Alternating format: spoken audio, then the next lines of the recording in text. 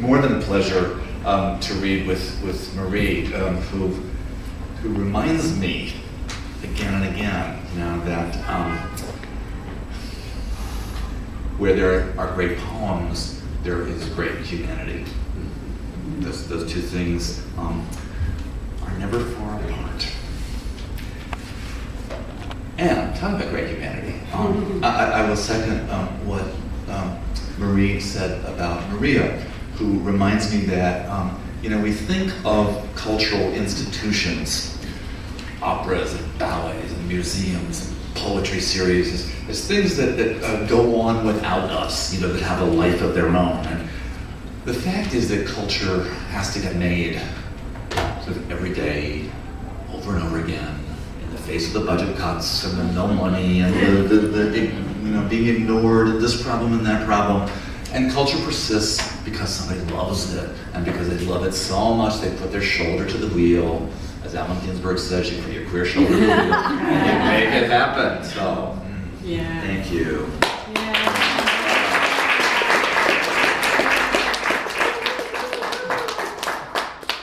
That's something everybody in this room does, right?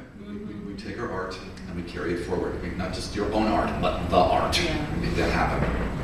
So I have a bunch of new poems, which I am still learning about, so it is very useful for me to read from them. And I want to start with one that began under an unusual circumstance. This was a commissioned poem. The New York Times asked a group of contemporary poets to think about the 25th anniversary of the fall of the Berlin Wall, which was in 2009. And I thought, yes, absolutely, I will write that poem. And then I started to try to write the poem.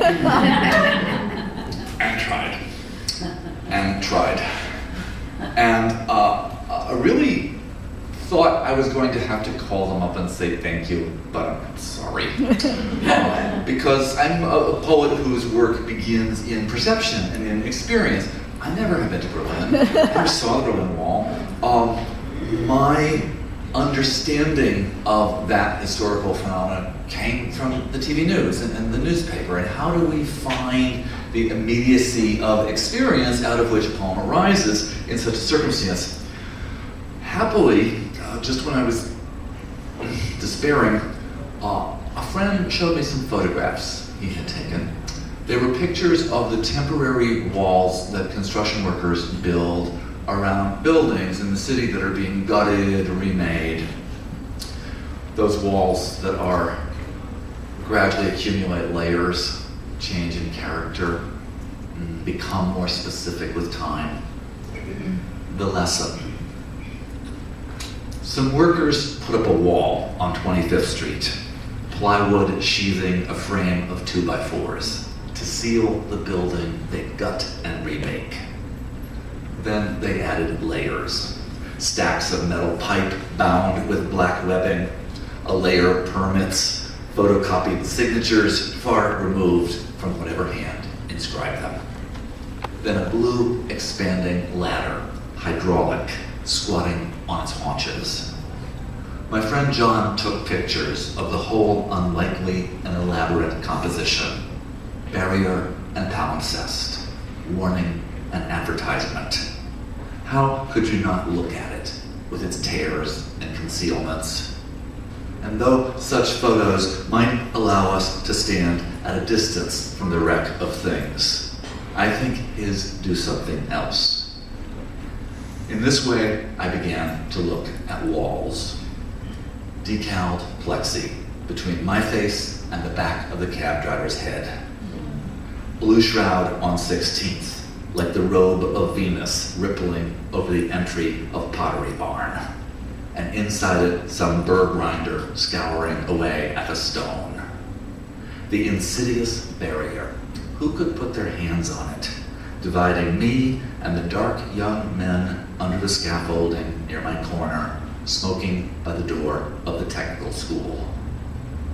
All going back somehow to the story one of my teachers told, voice slipping to a register we'd never heard before in our room's calm rose.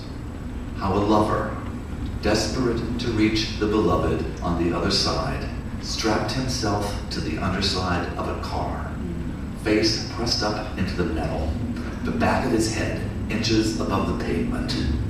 How he tried to refuse, with his own body at least, the sundering of his city.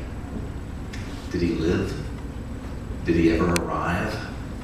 I remember only my teacher beginning to weep.